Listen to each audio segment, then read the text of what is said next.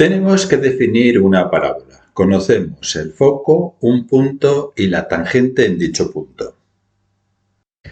Siempre que tenemos un punto y un foco, te pido que hagas lo mismo. Centro en P. Llevas la mina hasta F y trazamos una circunferencia. ¿Por qué? En una parábola la distancia del punto al foco es la misma que del punto a la directriz.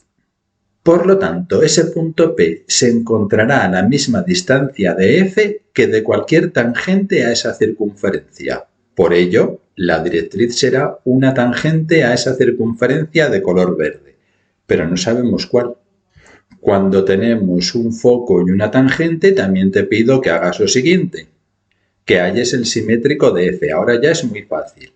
Hacemos centro en cualquier punto de la tangente, por ejemplo aquí. Llevamos la mina hasta F y trazamos una circunferencia. En ese punto de corte vamos a tener el simétrico de F. Lo vamos a llamar 1. Ten en cuenta que el simétrico de F respecto de una tangente pertenece a la recta directriz.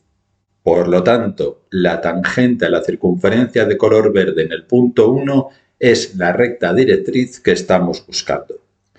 Uniremos P con 1 y trazamos la perpendicular a ese segmento que pase por 1. Sirviéndonos de la escuadra y el cartabón, vamos a trazar esa perpendicular. Y esta será nuestra recta directriz.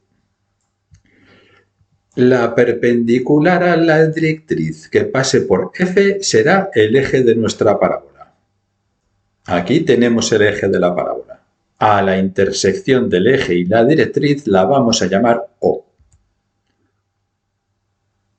OF es el parámetro de la parábola y conociendo este dato, conociendo el parámetro, ya nos quedaría definida nuestra curva. El punto V, el vértice, se encontrará en el punto medio de ese segmento OF. Marcaremos ese punto medio y lo vamos a llamar V. Ese será el vértice, como te digo, de la parábola. En el caso de que necesites dibujar esa curva, en otros tutoriales te muestro cómo hacerlo.